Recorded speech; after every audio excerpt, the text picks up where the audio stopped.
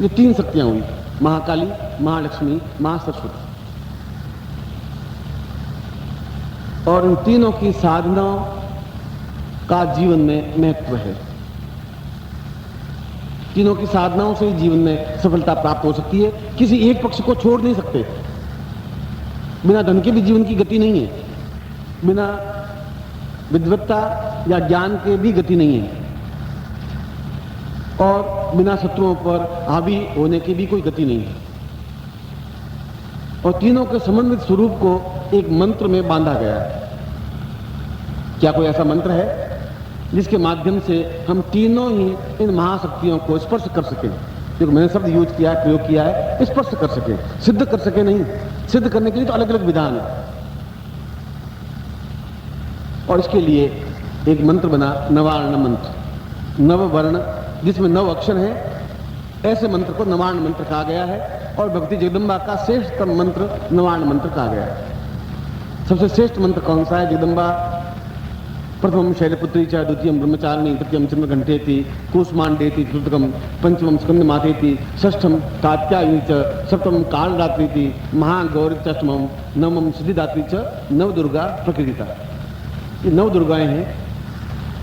इन 9 दुर्गाओं को समन्वित स्वरूप में जिस मंत्र की रचना की गई, मार्कंडेय ने जिस मंत्र की रचना की, मार्कंडेय अपने आप में पूर्ण शिव का उपासक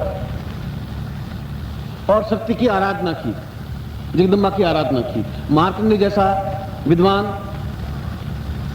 कोई हुआ नहीं, क्योंकि उसने पूर्ण रूप से शिव को भी सिद्ध किया, उसने पूर्ण रूप से जगदम्बा को भी सिद्ध किया, और जगदम्बा को नहीं, जगदम्बा के 9 रूपों को सिद्ध किया। इन 9 रूपों के लिए 9 शब्दों का, 9 अक्षरों का शब्द बना। उन 9 अक्षरों के मिलकर के जो चीज बना उसको नवार्ण मंत्र कहा गया, नववर्ण मंत्र। जिस मंत्र में 9 अक्षर हैं, जिसमें 9 दुर्गाओं का पूरा समन्वय स्वरूप है, उसको नवार्ण मंत्र कहा गया।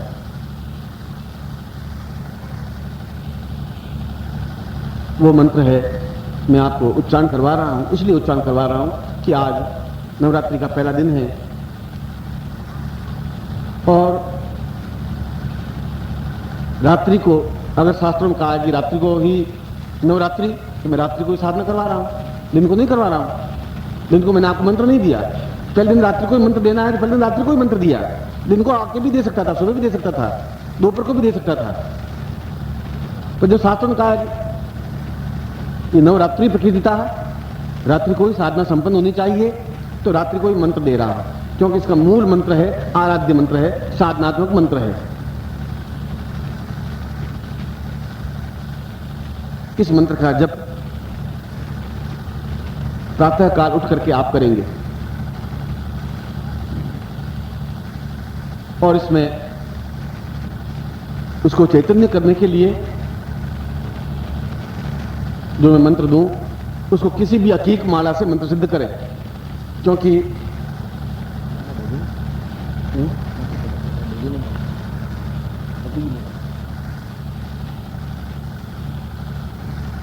वो माला सिद्ध कैसे होगी? मार्कंडेय पुराण में इसका भी वर्णन किया गया है कि एक एक मनके पर 1100 मंत्र जाप करें, यानी 11 माला, 111 माला मंत्र जाप करें, या 1100 माला करें। इस प्रकार से प्रत्येक मनके को सिद्ध करते रहें, तो अपने आप में हकीक माला सुदर्शन माला बन जाती है, जिसको अपने आप में अद्वितीय माला कहा गया है, सुदर्शन माला कहा गया है, पूर्ण जगदम्ब माला कहा गया है। इसका मतलब यह हुआ कि रोज कम से कम 11 माला मंत्र जाप करें, या 9 दिनों में उतनी माला मंत्र जाप कर दें कि 108 मनकों को पूर्ण सिद्ध कर दें। एक मनके पर कम से कम 3 माला मंत्र जाप करें, तो 9 दिनों में पूर्ण मनके सिद्ध हो जाएंगे, 108 मनके सिद्ध हो जाएंगे। कौन से मंत्र से करें? उसके लिए नवार्ण मंत्र कहा गया है, और नवार्ण मंत्र मैं आपके सामने उच्चारण कर रहा हूं, और उसी अकीक माला से मंत्र जाप करते रहें बराबर। 11 माला कम से कम करें, और जितनी ज्यादा हो सके उतनी ज्यादा करें। 21 माला करें, 51 माला करें, ये छोटा मंत्र है, मत करें शांत चित्त से। और शांत चित्त का मतलब है सुबह जल्दी उठ करके स्नान करके फिर बैठ जाएं, उस मंत्र जाप को करने में, क्योंकि इस 9 दिनों में उस माला को चैतन्य कर ही देनी है, आपके द्वारा ही, आपके गले में सुशोभित हो सके। सुदर्शन माला बना ही देनी है। जब सुदर्शन माला बना देंगे तो अपने आप में वह चैतन्य हो जाएगी, फिर उस मंत्र को जप करने की जरूरत नहीं रहेगी जिंदगी में, क्योंकि माला अपने आप में पूर्णतः श्रेष्ठ माला बन जाएगी। ये पूरा विधान उस मंत्र का, उस मंत्र में क्या क्या क्रिया है वो बताया है। उस मंत्र के लिए, नवाण मंत्र के लिए 6 स्थितियां बताई हैं। इस प्रकार से ये नवाण मंत्र जब होना चाहिए, खाली मंत्र जाप कैसे नहीं हो पाएगा। ये मंत्र जाप सुबह हो या प्रारंभ तार को पेता, जब तारा हो, आकाश मंडल में तारे हो, तब प्रारंभ किया जाए। रात्रि को 9 बजे से लगा करके सुबह 5 बजे तक तारे रहते हैं, फिर सुबह का सूर्योदय होने लग जाता है, फिर तारे अस्त होने लग जाते हैं। सुबह करीब 4:30 बजे आप स्नान मान करके पहले दिन इस मंत्र का प्रारंभ कर दें उस हकीकी माला पर, जो आपके पास हकीकी माला हो। एक बात। दूसरी बात, अपने आसन पर बैठ करके और सुखासन में या वीरासन में बैठ करके मंत्र जाप करें। सुखासन का मतलब तो है जैसे मैं बैठा हूं, ये सुखासन है, ईजी सुख से आसन लगाया हुआ। वीरासन उसको कहते हैं जैसे हनुमान जी बैठते हैं, दोनों घुटने मोड़ करके, या जैसे मुसलमान नमाज पढ़ते हैं, उसको वीरासन कहते हैं। या वीरासन में बैठ के मंत्र जाप किया जाए या सुखासन में बैठ के मंत्र जाप किया जाए। आपकी स्वभाव यदि इस प्रकार से बैठ कर मंत्र जाप करने के ऐसा कर सकते हैं, वैसा करें तो वैसा कर सकते हैं। तीसरा, शुद्ध वस्त्र हो, आपके वस्त्र धुले हुए हों, साफ हों, शुद्ध हों। चौथा, जगदम्बा के चित्र के सामने हो, सामने जगदम्बा का चित्र हो, उसके सामने बैठ करके मंत्र जाप करें। पांचवा, गुरु पूजन युक्त हो, गुरु हमारे सामने हो, जिनकी आज्ञा से हम मंत्र जाप करके सिद्धि प्राप्त कर सकें। क्योंकि गुरु ब्रह्मा, गुरु विष्णु, गुरु देवो महेश्वर, गुरु साक्षात पर ब्रह्म, और जगदम्बा को पर ब्रह्म कहा गया है, ब्रह्म स्वरूप कहा गया है, सभी देवताओं का पुंजीभूत स्वरूप कहा गया है। इसी दैनिक साधना विधि के अनुसार उनकी पूजा करें। सबसे पहले, चाहे मैं करूं तभी मुझे गुरु पूजन करना ही पड़ेगा, आप करें तभी गुरु पूजन करना पड़ेगा, यदि आपके जीवन में गुरु है। तो राजस्थान में माँ की गाली तो फिर भी सहन योग्य है। माँ की गाली देते, गंदी गाली देते माँ को किसी को, तो भी सहन कर लेता है। बहन की गाली देते तभी सहन कर लेता है। मैं किसी को नुगुरा कह दे तो मारने के लिए दौड़ जाता है, खोपड़ी फोड़ देता है कि तूने मुझे निगुरा कैसे कहा। निगुरा का मतलब है निगुरा, जिसके जीवन में कोई गुरु हो ही नहीं, वो निगुरा गाली की तरह है। तुम्हारे जीवन में गुरु ही नहीं है, साला निगुरे कहीं के। इसलिए कि उसको कौन बताएगा कि महाकाली क्या चीज होती है, महालक्ष्मी क्या चीज होती है, माँ सरस्वती क्या चीज होती है, मंत्र क्या होता है, कैसे बैठना चाहिए, क्यों हम जीवन में तकलीफ पा रहे हैं, इस जीवन में सफलता कैसे पाए। इन तीनों महाशक्तियों का एक मंत्र कौन सा है, कौन बताएगा। पत्नी तो बता नहीं सकती, माँ बाप बता नहीं सकते, भाई बता नहीं सकते, संबंधी बता नहीं सकते, रिश्तेदार बता नहीं सकते। कौन बताएगा जिंदगी में कैसे जिंदगी पार होगी। इसलिए शब्द का बना कि हमारे जीवन में गुरु हो, और नहीं हो तो निगुरा हो। और छठा, बिल्कुल शांत चित्त से उस मंत्र जाप को संपन्न करें, जिसमें अगरबत्ती जलाने की जरूरत नहीं है, इसमें दीपक जलाने की जरूरत नहीं है, ये आवश्यक नहीं है। ये तो केवल सुगंध है। सुगंध, आप इत्र लगा दीजिए, अगरबत्ती क्या है, इत्र लगाइए उसके सामने। मगर हिमालय के ऊपर बैठ करके अगरबत्ती कहां से लगाएंगे, दीपक कहां से लगाएंगे, अनिवार्य नहीं। यह तो एक साक्षी भूत है कि अग्नि की साक्षी में, दीपक अग्नि की साक्षी है, अग्नि की साक्षी में मंत्र जाप कर रहा हूं। जल है, वो भी आपके सामने देवता है, वरुण देवता है, ये प्रत्यक्ष देवता है। सूर्य, जल, अग्नि कहते हैं देवता है ही नहीं। और यजुर्वेद में कहा अग्नि देवता, वातो देवता, सूर्यो देवता, चंद्रमा देवता, वसुओ देवता, रुद्रा देवता, दित्या देवता, मरुतो देवता, विश्व देवा देवता, बृहस्पति देवता, इंद्रो देवता, वरुणो देवता। ये देवता हैं। इनमें से ये प्रकट देवता है, साक्षात देवता है, जिसको वरुण देवता माना गया, जिसको अग्नि देवता माना गया है। इन देवताओं की साक्षी में मंत्र जाप करें। सामने जल का लोटा भरा हुआ हो या जल हो, आप संकल्प लें कि हे जल देवता, मैं आपके सामने जगदम्बा का ध्यान करता हुआ, गुरु की पूजा करता हुआ ये मंत्र जाप कर रहा हूं। ये 6 बातें जिंदगी में सुबह मंत्र जाप करते समय आपके सामने होनी चाहिए, जिससे कि नवरात्रि का पूरा लाभ उठा सके, इसकी अनुकूलता प्राप्त कर सके, वह सुदर्शन माला बना सके। अब उस मंत्र को मैं आपके सामने उच्चारण कर देता हूं, जिसमें 9 अक्षर हैं। आपने सुना हुआ है मंत्र, कई बार इसको उच्चारण करवा चुका हूं, मगर फिर भी मंत्र गुरु मुख से ही लिया जाता है, किताबों से नहीं लिया जा सकता। क्यों? किताब आपको बोल के बता नहीं सकती कि मंत्र कैसे बोलना है। किताब तो दिखा देती कि लिखा हुआ है, बता नहीं सकती कि मंत्र बोलना कैसे, ये किताब नहीं बता सकती। इसलिए जीवन में बाकी तो सब ज्ञान लिखा हुआ किताबों में, फिर मेरी या किसी गुरु की जरूरत है ही क्या। गुरु बताएगा कि ये मंत्र ऐसे उच्चारण करना चाहिए, बोलना ऐसे चाहिए, ध्वनि क्या होनी चाहिए, कौन सा लय होना चाहिए, ताल क्या होना चाहिए। क्योंकि बोलना भी अपने आप में पूर्ण संगीत है। संगीत से आदमी मोहित हो सकता है, बोलने से भी आदमी मोहित होता है। मैं बोलूं और आप एकदम से स्तब्ध रह जाएं, सुन करके थकित रह जाएं, सुनते ही रहें, क्योंकि बोलना भी अपने आप में पूर्ण शक्ति है, संगीत भी अपने आप में शक्ति है। और संगीत में भी आरोह अवरोह है। यदि उसमें आरोह अवरोह है ही नहीं, एक ही ढंग से गाना गाता रहे तो गाने में आनंद नहीं आएगा। कभी स्वर ऊंचा उठाएगा, कभी एकदम नीचे उठाएगा, तो आनंद आएगा संगीत में। शब्द में भी अपने आप में एक लय होनी चाहिए, ऊंचा उठाए नीचे उतारे,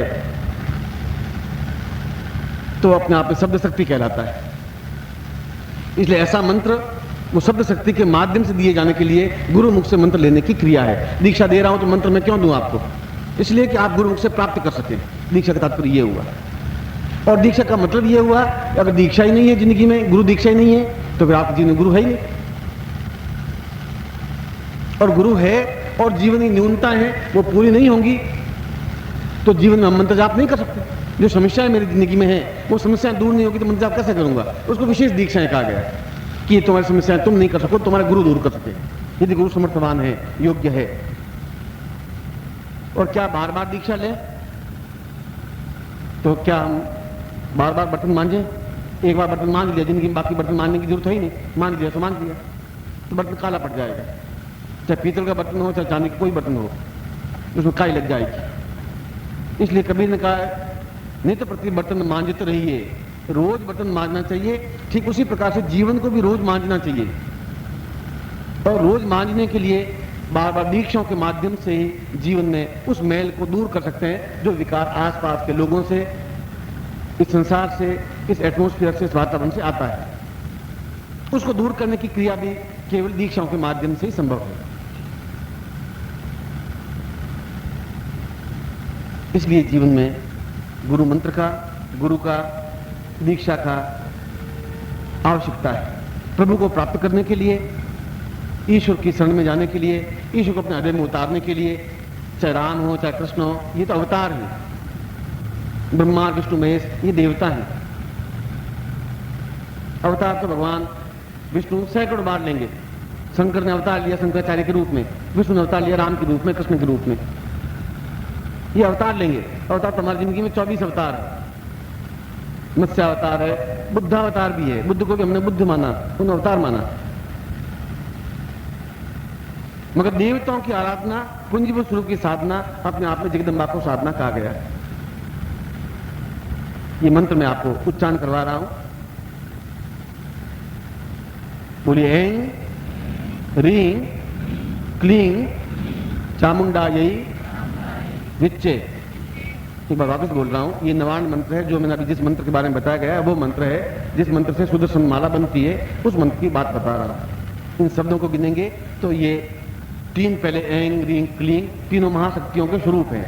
कल मैं एक एक शब्द पर या एक एक बीज पर फिर प्रवचन देकर समझाऊंगा कि ऐं का अर्थ क्या है, ह्रीं का अर्थ क्या है, क्लीं का अर्थ क्या है, क्या आवश्यकता है, इसकी गोपनीय विधियां क्या है।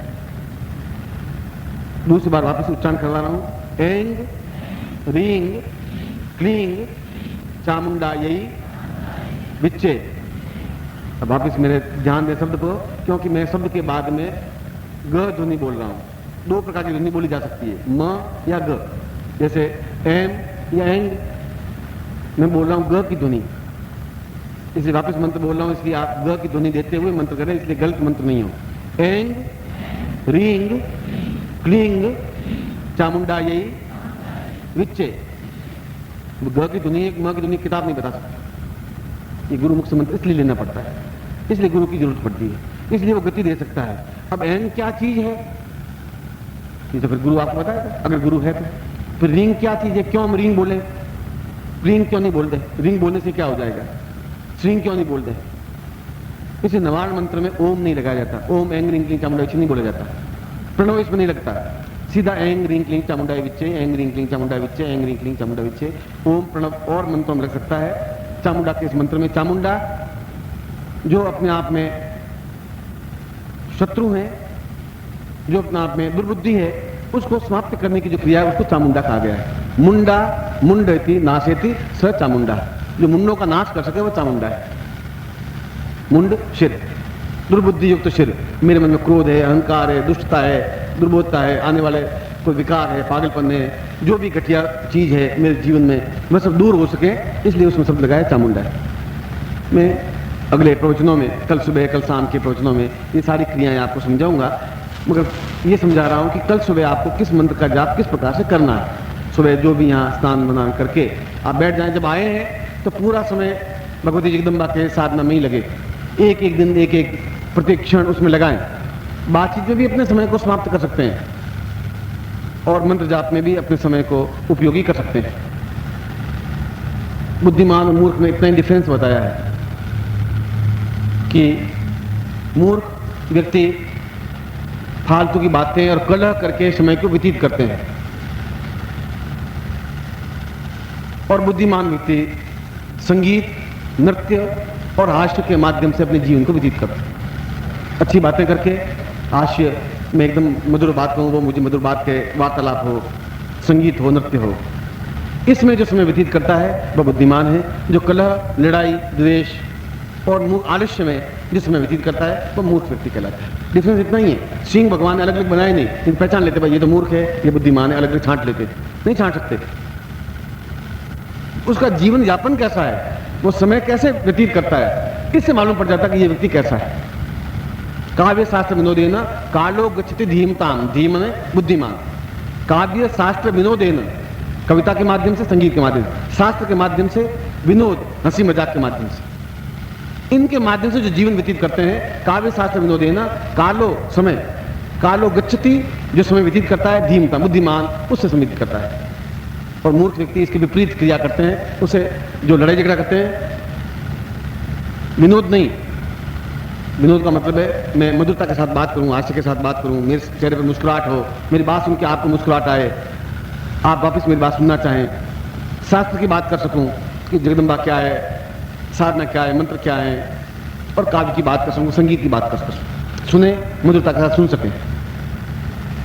इस मंत्र का जब कल आपको प्रातः काल से प्रारंभ कर लेना है। अब आपको जितना समय मिल सके, सुबह 3 बजे बैठ सकते हैं, 4 बजे बैठ सकते हैं, 5 बजे बैठ सकते हैं। 5 बजे के बाद में फिर तारे अस्त हो जाते हैं, शुरू हो जाना चाहिए उस समय। तो स्नान करने की आपके यहाँ व्यवस्था है। और ऐसे आज दिन भर में शायद नवरात्रि का पहला दिन है, मगर 2000 तो टेलीफोन आए होंगे आज, शायद ज़्यादा आए होंगे कोठी पर कि गुरुजी हम पहले दिन नहीं आ पा रहे हैं क्योंकि कई प्रकार की समस्याएं 31 तारीख मार्च की आ गई और एकदम पूरा हिसाब देकर के ऑडिट करा के मुझे आना पड़ रहा है, तो मैं कल पहुंच जाऊंगा गुरुजी। कोई ऐसी बात कल नहीं समझा दें कि हम रह जाएं, वंचित रह जाएं। किसी ने कहा कि लड़के का इम्तिहान कल खत्म हो जाएगा, मैं आ रहा हूँ। किसी ने कहा कि मेरी ड्यूटी लग गई है, पहले दिन ड्यूटी देकर के फिर मैं दौड़ के आ जाऊँगा। ऐसे कम से कम 2000 टेलीफोन आए, मैं पहले दिन नहीं आ पा रहा हूँ, आप कोई ऐसी बात नहीं समझा दें कि हम रह जाए वंचित। मैं दूसरे दिन जरूर सुबह पहुँच जाएंगे। और सुना टेलीफोनों को, उनकी एक व्यवस्थाओं को सुना, उनकी मजबूरियों को सुना, क्योंकि जिंदगी की मजबूरियां हैं उनकी। ये हमारे जीवन के सौभाग्य है कि हम इन मजबूरियों से दूर हैं, हम आ सके हैं। नहीं आ सकते, उनकी कुछ स्थितियां हैं, मगर आए और हम उसका लाभ नहीं उठा सके, उन मंत्र जाप नहीं कर सके, तो फिर जीवन बेकार है। फिर तो आलस्य में समय व्यतीत होगा, नींद लेकर के भी समय व्यतीत कर देंगे, गालियां लेकर व्यतीत कर देंगे, आलोचना करके भी व्यतीत कर देंगे। समय का उपयोग होना चाहिए हमारे जीवन में। इसीलिए मैंने आपको इस नवाण मंत्र को दिया है। इस नवाण मंत्र को कल आप सुबह जप करेंगे।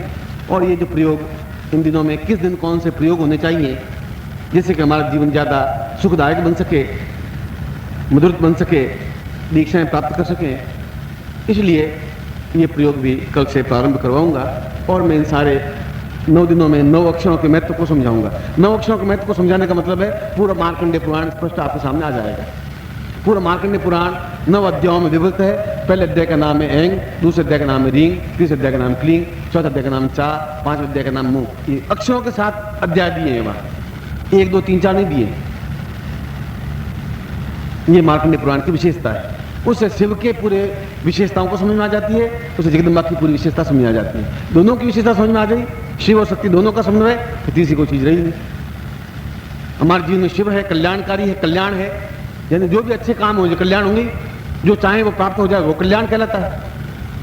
और शक्ति हो, धन तो है पर पड़े खाट पर पड़े पड़े झींक रहे हैं, उठ नहीं पा रहे हैं, बीमार हैं, असक्त हैं, कमजोर हैं, वह शक्ति अगर नहीं है तब भी बेकार है। इन दोनों का समन्वय स्वरूप मार्कंडेय पुराण।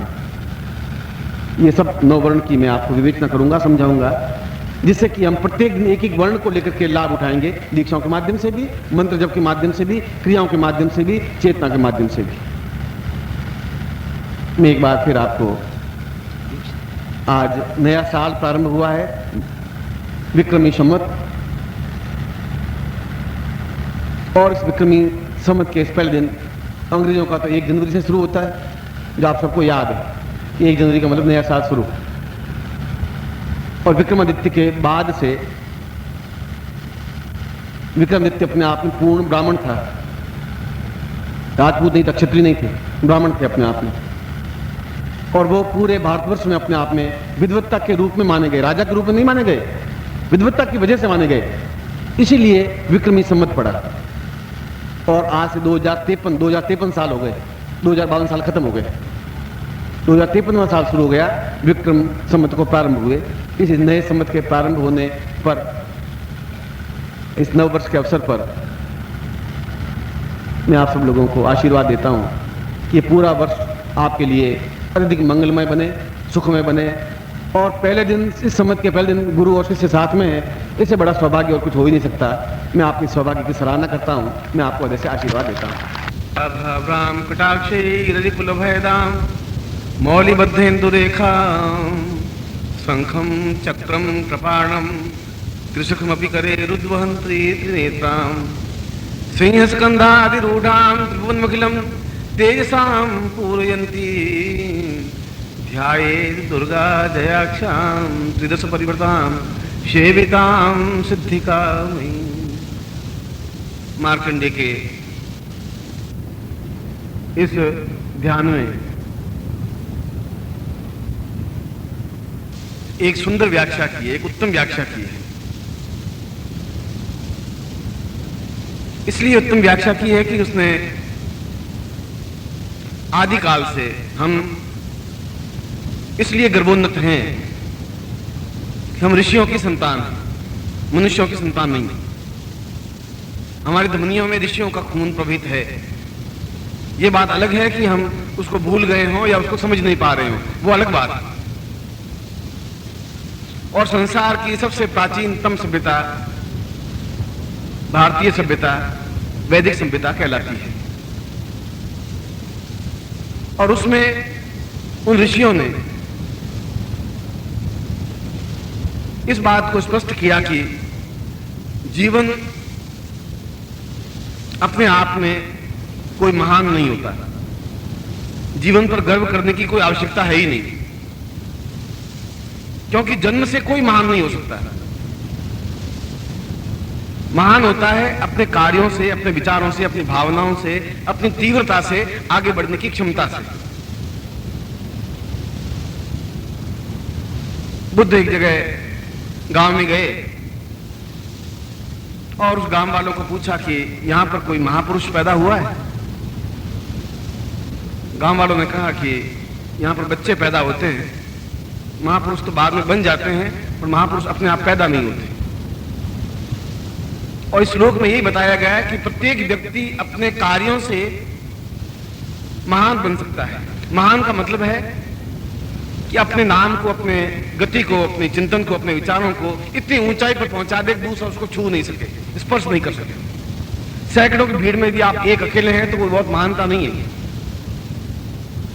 1000 सियारों के बीच में आप भी एक सियार की तरह चलें तो भी कोई महानता नहीं है, मगर 1000 शेर एक साथ नहीं चल सकते, 100 शेर भी एक साथ नहीं चलते, 5 शेर भी एक साथ नहीं चलते। केवल जंगल में अकेला शेर ही आगे चलता है।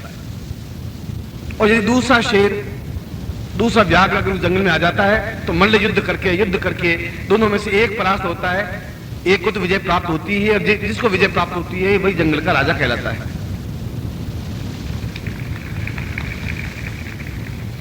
इसलिए शेरों की झुंड के झुंड किसी जंगल में नहीं देखे गए पिछले 10,000 वर्षों में भी। गीदड़ों के देखे गए, शियारों के देखे गए, और उनका कोई मूल्य नहीं होता। उन शियारों का कोई मूल्य नहीं होता, उनको कोई आंकते नहीं है, उनको कोई पहचानते नहीं है। पहचानते उनको हैं जो अपने आप में, अपने जीवन में कुछ ऐसा उसको रास्ता मिले जिस रास्ते के माध्यम से वे उन्नति की ओर अग्रसर हो जाए। इसी राम, चाहे कृष्ण, चाहे बुद्ध, चाहे महावीर। बुद्ध तो अपने आप में सिद्धार्थ थे, एक राजा का एक लड़का, इतना अज्ञानी, इतना भोला लड़का कि महलों से बाहर निकला ही नहीं 18 साल की उम्र तक। मस्तिष्क का कोई विकास नहीं, उसको ये मालूम नहीं संसार क्या है, केवल राग रंग, मौज मस्ती, महलों में घूमना, इसके अलावा सिद्धार्थ को कोई ज्ञान था ही नहीं। पहली बार सारथी के साथ रथ पर बैठकर बाहर निकला तो उसको एक वृद्ध दिखाई दिया, खांस रहा था, बहुत कठिनाई से चल रहा था। उस सारथी को पूछा उस सिद्धार्थ ने कि ये ऐसा लड़खड़ाता हुआ क्यों चल रहा है? उनका महाराज, एक न एक दिन प्रत्येक व्यक्ति इस स्टेज पर पहुंचता ही है, वृद्ध होता ही है। वृद्ध होता है तो शरीर उसका साथ नहीं देता, लड़खड़ाता है। बड़ा आघात पहुंचा है। सिद्धार्थ ने कहा मेरी भी ऐसी हालत हो जाएगी? उनका महाराज, जिसने जन्म लिया है उसकी हालत ऐसी होगी ही। थोड़ा सा और आगे गया सिद्धार्थ, एक राजकुमार, इसको यह भी मालूम नहीं वृद्धता क्या होती। मैं आपको बता रहा था मस्तिष्क का विकास कितना था, उसका दिमाग का विकास नहीं था, क्योंकि महलों के बाहर निकला ही नहीं। उसको ये मालूम नहीं बुढ़ापा क्या होता है। उसके सामने तो केवल नृत्य करती रहती थी, राग रंग, खान पान, मौज मस्ती, इसके अलावा उसके जीवन में कुछ पिता ने रखा ही नहीं। आगे एक अर्थी जा रही थी, उसने रथ को रुकवाया। उसने कहा सारथी ये क्या हो रहा है? क्योंकि महाराज वृद्धता के बाद मृत्यु हो जाती है, और मृत्यु के बाद में इस प्रकार बांसों की खपच्चियों पर सुला करके शमशान दे जाते हैं, जला देते हैं। बुद्ध ने फिर पूछा कि क्या मेरी भी ऐसी हालत हो जाएगी? उन्होंने महाराज ऐसी हालत तो होनी है, जो पैदा हुआ है उसकी ऐसी हालत होगी ही, और उसका कोई नाम नहीं लेता। इस व्यक्ति का भी कोई, इनके बाप बेटों को थोड़ा नाम ध्यान है, आपको ध्यान नहीं, मुझे ध्यान नहीं। आप इस नगरी के राजा हैं, आपको मालूम नहीं है, मुझे भी मालूम नहीं है ये कौन है, किस नाम का है। उसी समय सिद्धार्थ रथ से नीचे उतर गया है कि जब यही गति होनी है तो ऐसे जीवन को मुझे नहीं प्राप्त होना है, ऐसे जीवन को मुझे प्राप्त नहीं करना है। मुझे कुछ ऐसा करना है, ऐसे गुरु को ढूंढना है जो मैं यह नहीं देख सकूं जिंदगी में। मुझे मरना नहीं है। अगर मृत्यु के बाद नाम ही नहीं है तो ऐसा जीवन मेरे कोई काम का नहीं है। और वहीं से यशोधरा को छोड़ करके, एक इकलौते बेटे राहुल को छोड़ करके जंगल की ओर प्रस्थान कर गए। और भक्ति के द्वारा नहीं, साधना के द्वारा उन्होंने उस बुद्धत्व को प्राप्त किया जो आज पूरे विश्व में कम से कम 35 देशों में बुद्ध धर्म चल रहा है, साधना के माध्यम से। क्योंकि उन्होंने अपने जीवन में उस साधना को अपनाया, उसने एहसास किया, एक ठोकर खाई, उसने ये जीवन क्या काम का है? ये जीवन तो आज जवान हूं, सुंदर हूं, बहुत सुंदर हूं, राजा हूं, राग रंग है, महल है, मगर अगर यही होना है तो फिर ये सब बेकार है, फिर जीवन का अर्थ भी कुछ नहीं। और यदि परिवर्तन है तो परिवर्तन की कोई क्रिया है, कोई तरीका है, कोई सिस्टम है। अगर वो सिस्टम नहीं अपनाऊंगा तो मैं भी इस अर्थियों पर सो करके शमशान की ओर चला जाऊंगा। दोनों रास्ते थे उस सिद्धार्थ के सामने। भक्ति भी थी, रामधुन भी हो रही थी, हरे राम राम राम कृष्ण हरे हरे, ऐसा भी कर सकता था वो, जो राम तो उससे पहले पैदा हो चुके थे। कृष्ण कृष्ण भी कर रहा था, मगर उसने कहा कि बिना साधना के मैं सफलता नहीं पा सकता, क्योंकि मेरी धमनियों में भी उन पूर्वजों का रक्त प्रवाहित हो रहा है जो अपने आप में साधना में उच्च कोटि पर पहुंचे। और आज उस बुद्ध का नाम कई देशों में भगवान की तरह माना जाता है, महापुरुष की माना जाता है। पैदा नहीं हुआ महापुरुष के रूप में, महापुरुष बना। पैदा राम भी महापुरुष के रूप में नहीं हुए, बने अपने कार्यों से, जंगल में चल करके, वनवास भोग करके, अपने एक निष्ठता के माध्यम से, शत्रुओं का संहार करके, रावण जैसे दशकंधर को भी परास्त करके। और अगर रावण को परास्त नहीं करते तो राम को कोई राम नहीं कहता, क्योंकि उससे पहले भी सैकड़ों जंगल में घूम चुके थे, वो अकेले ही राम नहीं घूमे थे। सैकड़ों साधु सन्यासी, याज्ञवल्क्य मुनि वगैरह, वाल्मीकि वगैरह सन्यासी थे ही, उनके नाम उतने प्रसिद्ध नहीं हुए, क्योंकि रामेश्वरम की स्थापना करने के बाद में राम को कहा गया कि राम, जब तक तुम शक्ति की पूजा नहीं करोगे, शक्ति की आराधना नहीं करोगे, तब तक तुम रावण पर विजय प्राप्त नहीं कर सकते। रुदंती स रावण, जो दूसरों को रुला देता है, दूसरों को कष्ट देता है, दूसरों को परेशानियां पैदा करता है, वह रावण। कोई व्यक्तिगत रावण नहीं है जो दूसरों को दुख देख करके या दुखी देख करके प्रसन्नता अनुभव करता है। और आपने अगर हिंदी साहित्य पढ़ा हो तो निराला की शक्ति पूजा अपने आप में अद्वितीय कृति है, अद्वितीय गीत है, अद्वितीय कविता है। राम की शक्ति पूजा एक दुर्धर्ष कविता है, प्रचंड कविता है। उसने बताया कि राम विजयी हुए उस शक्ति की आराधना करके। और आज हम राम को भी स्मरण करते हैं बुद्ध की तरह। कृष्ण जब महाभारत युद्ध में रवाना हुए तो विष्णु ने कहा कि कृष्ण तुम नहीं जीत सकते, तुम दुर्योधन को नहीं झुका सके, समझा नहीं सके, तुम दुशासन को नहीं समझा सके, तुम हजारों की भीड़ को तुम कैसे सिद्ध कर सकते हो, कैसे कृष्ण बन सकते हो? तुम्हारा नाम भी कोई व्यक्ति लेगा नहीं, क्योंकि वासुदेव के तुम पुत्र हो और छोटे से व्यक्ति हो। जीवन में कोई महान कार्य तुमने नहीं किया है, ऐसा कोई कार्य नहीं जो इतिहास में तुम्हारा नाम लिखा जाए। केवल इतना लिखा जाता है कि वसुदेव राजा के यहां तुम पैदा हुए, इतना लिखा जाएगा कि गोप वालों के यहां तुम पले, इतना लिखा जाएगा गोपियों के साथ तुमने प्यार किया, प्रेम किया। इसके अलावा तुम्हारी उपलब्धि कुछ नहीं है। उपलब्धि यह है कि इस महाभारत युद्ध को तुम विजय प्राप्त कर सको। और भीष्म ने कहा कि तुम विजय प्राप्त नहीं कर सकते, इसलिए नहीं कर सकते कि तुम्हारे पास शक्ति की आराधना नहीं है, शक्ति नहीं है। और शक्ति नहीं है तो तुम इस जीवन को प्राप्त कर ही नहीं सकते, सफल नहीं हो सकते। और कृष्ण उस महाभारत युद्ध से पूर्व 14 दिन तक उस महाकाली की साधना करके उस सिद्धता को प्राप्त की, जिसके माध्यम से वे कृष्ण कृष्ण कहलाए, अद्वितीय योगी राज कहलाए, श्रेष्ठ व्यक्तित्व कहलाए।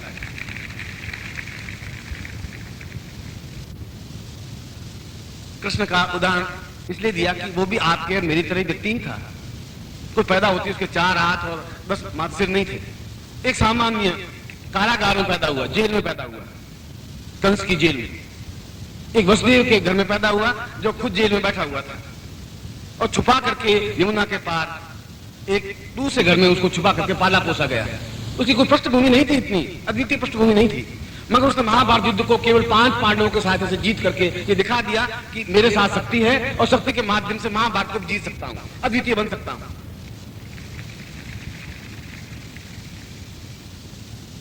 एक नहीं, ऐसे 50 उदाहरण। और ये उदाहरण इस बात को सिद्ध करते हैं, चाहे राम का उदाहरण हो, चाहे कृष्ण का उदाहरण हो, चाहे महावीर का उदाहरण हो, चाहे बुद्ध का उदाहरण हो। ये समस्त एक राजाओं के घर में पैदा हुए व्यक्ति थे,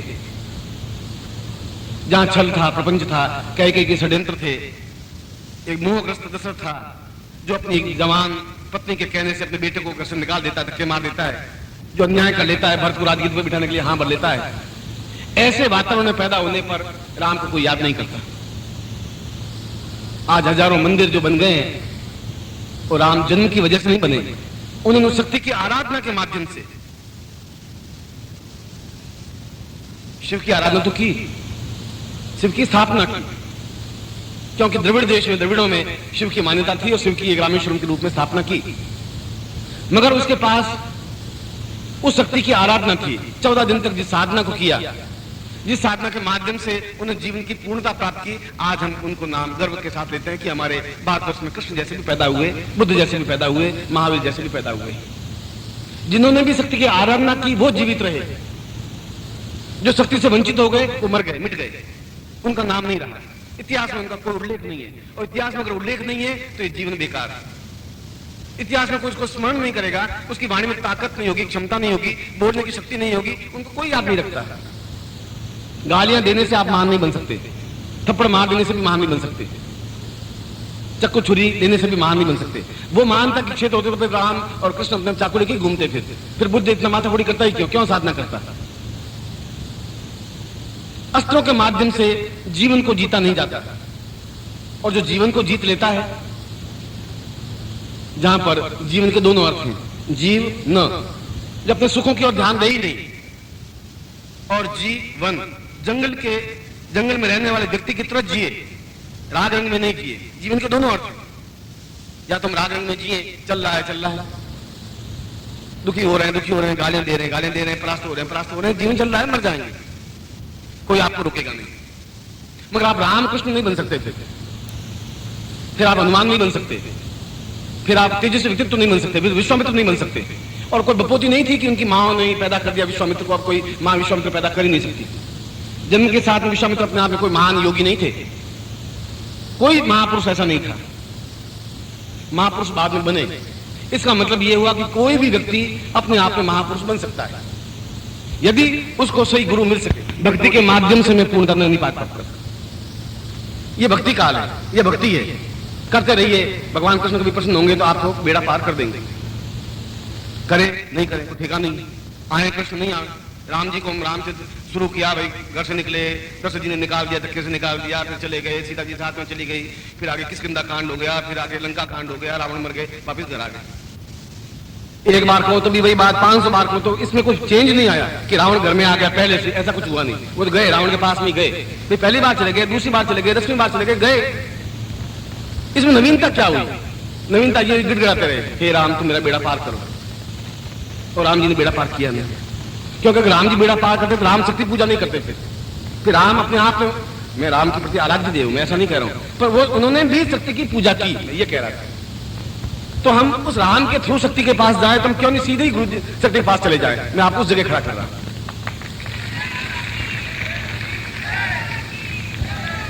और मैं आराम से पेट भर सकता था, क्योंकि मुझे तो पूरा कंठस्थ वो था, माँ भागवत कथा पूरी, और रामायण कथा मुझे देखनी ही पड़ती थी। बीच में कई श्लोक, कई छप्पे, कई छंद, कई गीत के बीच में जोड़ता जोड़ता लोग बहुत मधुर कंठ सुनते ही रहते, बिल्कुल तप्त होते रहते। कोई 5 पे चढ़ाता, कोई 20 पे चढ़ाता, कोई 10 पे चढ़ाता। मैं कर्णपुर से पूरा 2 घंटे तक बोलता रहता, पर बोलना यही पड़ता था कि राम जी को दशरथ जी ने घर से निकाला, ऐसा नहीं कहा दशरथ जी को पकड़ के ले गए, ऐसा उसमें था ही नहीं, मैं कर नहीं सकता था। अब एक ही बात को बार बार रिपीट करूं तो उसमें होगा क्या? मैंने एक दिन एक प्रसंग भी आपको सुनाया था कि एक ट्रेन में एक व्यक्ति था, उसने एक पिक्चर को एक बार पैसे देके देखा, दूसरी बार देखा, तीसरी बार देखा, उस रोज जाता, रोज सिनेमा वो पिक्चर देखता। उस दोस्त ने कहा कि ऐसे इस पिक्चर में कोई विशेषता है नहीं, तुम 50 बार इस पिक्चर को देख चुके हो, है क्या? उसने कहा तुम नहीं समझोगे, बहुत गूढ़ की बात है, मैं बता नहीं सकता, पर बता देता हूं कि इसमें क्या है कि एक लड़की तालाब में नंगी नहाती है, कपड़े खोल खोल नहाती है। वो जो ही कपड़े लेने के बाहर निकलती है, तो ट्रेन आ जाती है, और ट्रेन जाती है जब तक कपड़े पहन लेती है। मैं देख रहा हूं कभी न कभी गाड़ी लेट जरूर होगी, और ट्रेन लेट होगी, मैं उसको देख लूंगा, इसलिए रोज जाता था। वो गाड़ी लेट होगी नहीं, क्योंकि तुम 500 बार सिनेमा को देखोगे तो गाड़ी लेट होगी नहीं, और तुम देख नहीं पाओगे। और राम जी चले गए तो राम जी को तुम चेंज कर नहीं सकते, और उनको हो नहीं सकते। चाहे कितनी बार आप राम जी को याद कर लो। भक्ति काल में भी किया, मैं भी भक्त हूँ, राम की सेवा मैं भी करता हूँ, पूजा अर्चना करता हूँ, इसलिए कि वे अपने आप में एक पत्नी व्रत रहे, इसलिए मैं उनकी पूजा करता हूँ, आराधना करता हूँ। मगर यदि राम ने भी इस बात को एहसास किया कि शक्ति पूजा के माध्यम से जीवन में मैं इस रावण पर विजय प्राप्त कर पाऊंगा, जो सारे संसार को लुटा रहा है, रोदन दे रहा है, मृत्यु दे रहा है, कष्ट दे रहा है, पीड़ा दे रहा है, तो मैं अपने आप में सही राम बनूं। और उन्होंने शक्ति पूजा की। कृष्ण ने भी महाभारत युद्ध से पहले शक्ति पूजा, वेद व्यास ने कहा, उस भागवत में लिखा है कि कृष्ण अपने आप में समझ गए। भीष्म ने कहा कि तुम नहीं जीत सकते इन कौरवों से, क्योंकि उनके पास छल है, झूठ है, कपट है, पाखंड है। वे भरे आम द्रौपदी को नंगी कर सकते हैं, और मेरे जैसा आदमी सिर झुका बैठ सकता है, क्योंकि मैंने उसका अन्न खाया है, मेरी जिंदगी को धिक्कार है, और मैं इसका फल भुगतूंगा। और भीष्म ने फल भुगता है, उस तीरों की नोक पर पड़े रहे, खून बहता रहा, क्योंकि उसने उस दृश्य को, अपने पुत्र वधू को नंगी होते हुए देखता रहा, बोले नहीं, अन्याय किया, उसका फल उनको भुगतना पड़ा। और कृष्ण, तुम इस जीवन को पार करने के लिए, महाभारत युद्ध को पार करने के लिए बिना शक्ति के पूर्णता प्राप्त नहीं कर पाओगे। शक्ति की आराधना तुम्हारे पास होनी ही चाहिए। कृष्ण ने इस बात को एहसास किया, ये बात सही है। वे सांदीपन के पास वापस गए। सांदीपन ने कहा कि शक्ति की आराधना के बिना तुम जीवन में कृष्ण नहीं बन सकते, एक सामान्य राजपुत्र बन सकते थे, जैसे दुर्योधन है, जैसे दुशासन है, जैसे युधिष्ठिर है, जैसे भीम है, जैसे अर्जुन है, जैसे नकुल है, सहदेव है। उनमें से तुम एक बन सकते हो। तुम्हारा नाम आने वाली पीढ़ियां नहीं ले सकती, और जिसका नाम आने वाली पीढ़ियां नहीं ले सकती, उनका जन्म अपने आप में बेकार है। कोई जरूर नहीं अगला जीवन तुम्हें कैसा मिले, कहां मिले, कब मिले। इस जीवन में ही अगर आप एक सामान्य व्यक्ति से महापुरुष बन सकते हैं तो बन सकते हैं, सामान्य व्यक्ति भी रह सकते हैं, उस अर्थी पर जा सकते हैं, जैसा बुद्ध ने देखा। पर ठोकर नहीं लगी, बुद्ध को ठोकर लगी, सारथी को ठोकर नहीं लगी, वो सारथी बना रहा। हमें याद भी नहीं सारथी का नाम क्या था, पर बुद्ध का नाम याद है, क्योंकि एहसास हुआ कि बात पते की है। सारथी कह रहा है बात सही है, एक दिन मेरी गलती होने वाली है, एक दिन मैं मृत्यु पर चला जाऊंगा उन खपचियों पर लेट करके, वह जीवन बेकार है। और तुमसे ज्यादा उनके पास धन था, राज्य था, सुंदर पत्नी यशोधरा जैसी पत्नी थी, राहुल जैसा पुत्र था, अपने आप में पूर्ण वैभव था, सुख था, नर्तकियां थी और भोग था। छोड़ दिया एक सेकंड के लिए, क्योंकि यह साथ कुछ है नहीं, इससे कुछ प्राप्त नहीं हो सकता है। प्राप्त हो सकता है तो ऐसा कि मैं मृत्यु को प्राप्त ही नहीं कर सकता, मृत्यु मेरे पास नहीं आ सकती और बुद्ध नहीं मरे। आज भी आपको मुझको बुद्ध का नाम याद है। मृत्यु उसकी होती है और हम मृत्यु से घबराते हैं, तो क्या करें? तो एक पत्थर पर नाम लिखवा करके कि सेठ चुनीलाल जी ने इस धर्मशाला में 101 रुपए दिए और एक पत्थर चिपका देते। फिर भी हम डरते हैं कि कुछ न कुछ हमारा नाम रहे। बेटों को कहते हैं हमारा श्राद्ध बेटा जरूर करना, क्योंकि तुम याद तो रखना। एक बेटे के याद रखने से तुम्हारा जीवन नहीं बन सकता। एक उस पत्थर पर नाम खुदवाने से, अगर लक्ष्मण झूला से तुम गीता भवन तक जाओ ऋषिकेश में, तो 10,000 नाम उस पत्थर पर खुदे हुए हैं नीचे। देख लीजिए, एक पैर पर 10-10 नाम खुदे हुए थे। यहाँ गीता देवी ने पत्थर जड़वाया, हरिया देवी ने पत्थर जड़वाया, अपने बाप के यादगार में पत्थर जड़वाया। तुम जड़ाते रहो पत्थर। हमें तो ये याद नहीं कि किशन लाल जी कौन थे। पत्थर उसके ऊपर पांव रख हम तो चले गए, गीता भवन में पहुंच गए। पत्थरों पे नाम नहीं खुद सकते। नाम तो इतिहास पे खुदा जाएगा, तब तुम्हारा कुछ नाम होगा, तब तुम महापुरुष बन सकोगे, तब तुम अद्वितीय बन सकोगे, तब मेरे शिष्य बन सकोगे, तब तुम्हारा गुरु बन सकोगा।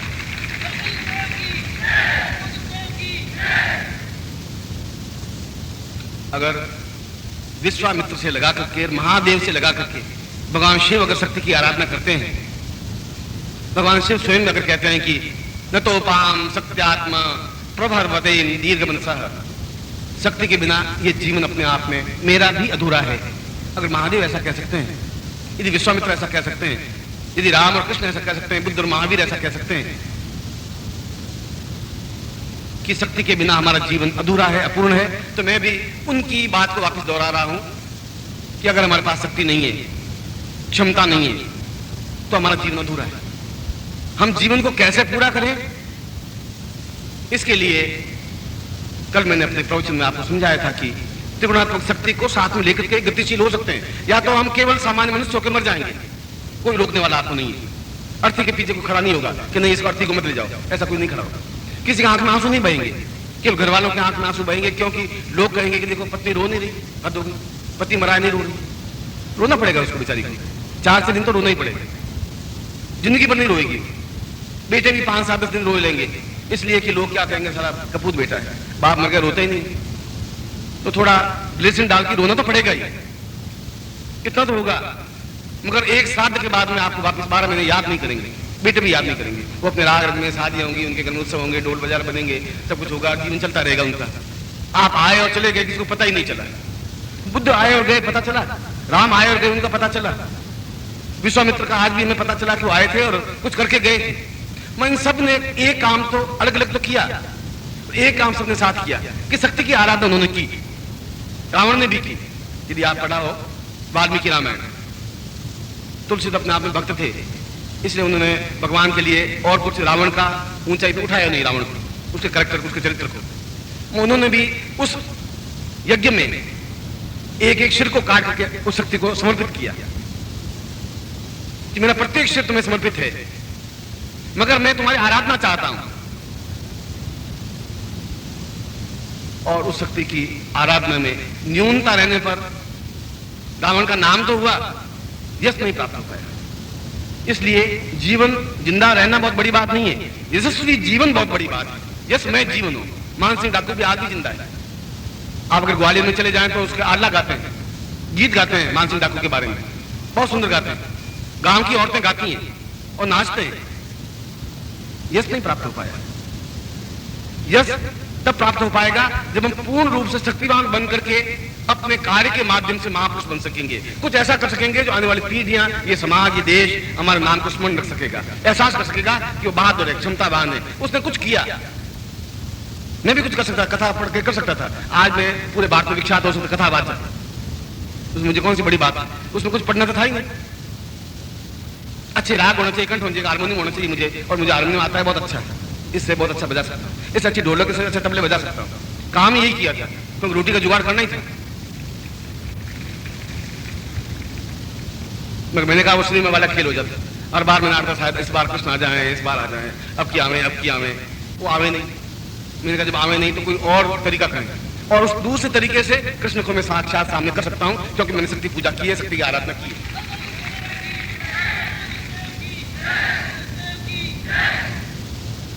इसलिए तुम्हारे सामने दोनों रास्ते, एक रास्ता जिंदा हो, सांस ले रहे हो, गतिशील हो, और दिमाग में सैकड़ों प्रकार की समस्याएं, परेशानियां हैं।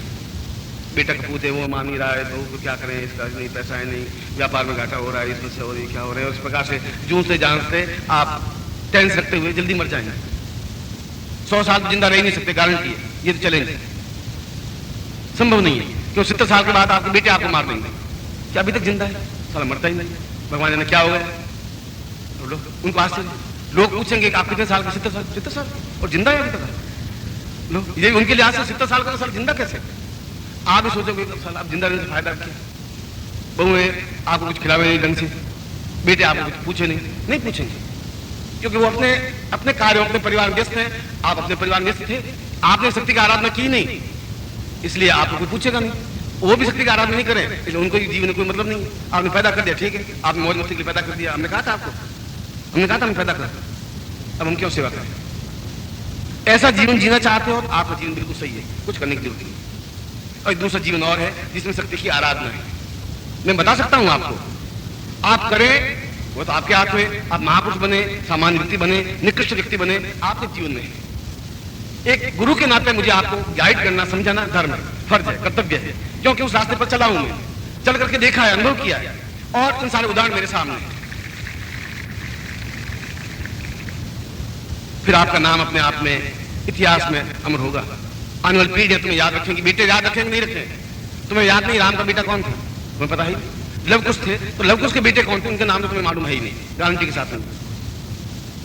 बेटों की वजह से राम जिंदा नहीं रहे, राहुल की वजह से कृष्ण जिंदा नहीं रहे। वे जिंदा रहे अपने नाम, अपने कार्यों से, अपनी महानता से, अपनी विद्वत्ता से, अपनी चैतन्यता से। ये चैतन्यता महाशक्ति की आराधना करने से आती है। और कल मैंने बताया था कि तीनों महाशक्तियां हैं, लक्ष्मी भी, सरस्वती भी, काली भी। और 10 महाविद्याओं में सबसे पहले काली का स्मरण किया गया है। रामकृष्ण परमहंस ने भी अपने जीवन में अद्वितीय बने हैं तो काली की साधना की, आराधना की, अपने आप में तन्मय होकर, लीन होकर के। विवेकानंद को भी कहा कि तुम काली की आराधना करके जीवन में यशस्वी प्राप्त कर सकते हो, और काली साधना की। विवेकानंद की कुंडली जागृत नहीं कर सके रामकृष्ण परमहंस, कुंडली जागृत नहीं हुई, पर काली का मंत्र दिया, और काली मंत्र के माध्यम से शिकागो में गए और धर्म के बारे में बोले, और विवेकानंद प्रसिद्ध हो गए। केवल एक कार्य की वजह से प्रसिद्ध हुए। एक कार्य ये कि रामकृष्ण परमहंस के शिष्य थे, दूसरा कार्य एक शिकागो में जाकर के उन्होंने अद्वितीय भाषण दिया, बताया कि हिंदू धर्म क्या है, हिंदू चेतना क्या है। केवल लिखने से, उस काली के मंत्र जाप से अगर वे विवेकानंद आज जीवित रह सकता है, रामकृष्ण परमहंस जीवित रह सकता है, इतना ऊंचाई पे उनको महापुरुष कह सकते हैं, तो हमारे मन में भी ख्वाहिश है, हमारे मन में भी इच्छाएं हैं, मगर हमें कुछ मालूम नहीं है, तो फिर हम पत्थरों पे नाम खुदवा करके रख देते हैं, किसी में एक ईंट लगा देते हैं, कुछ छोटी मोटी, जिस प्रकार से भी हो हमारा नाम जिंदा, हर व्यक्ति जिंदा रहना चाहता है मरने के बाद भी, हर व्यक्ति की ख्वाहिश है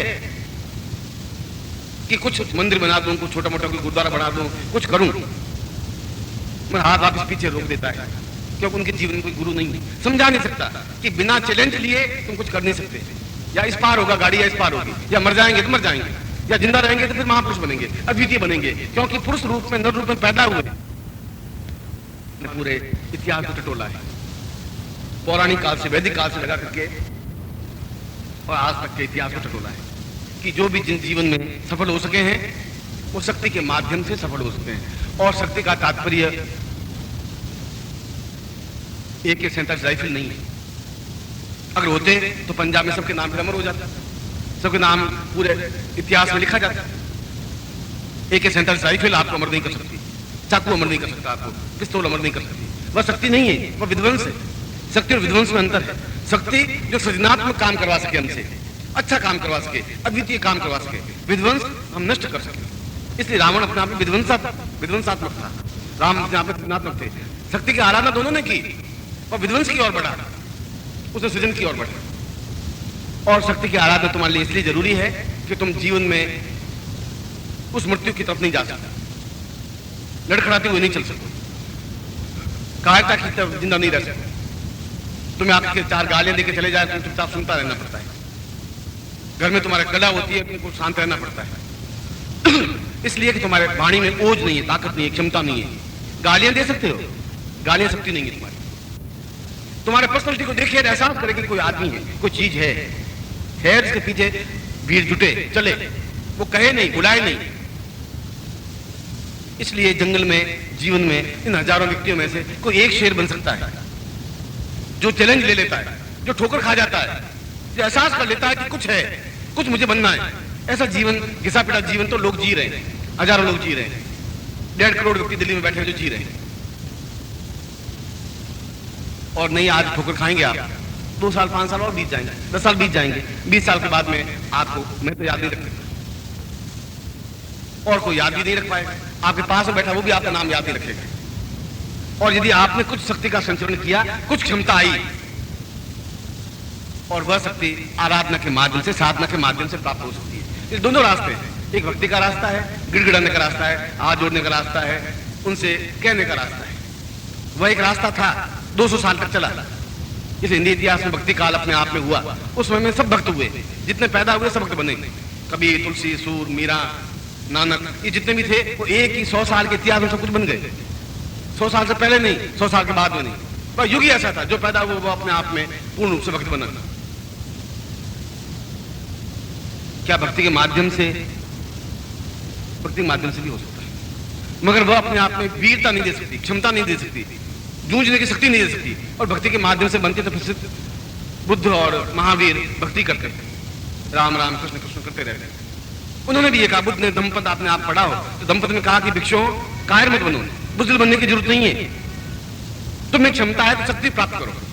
शक्ति के माध्यम से, दूरदर्शिता के माध्यम से, बुद्ध जैसा शांत व्यक्ति, महावीर जैसा व्यक्ति जो कानों में कीले ठोक दे उनके और वो चुपचाप इंतजार करते हैं, कोई बात नहीं, कील ठोक दी तो क्या हुआ।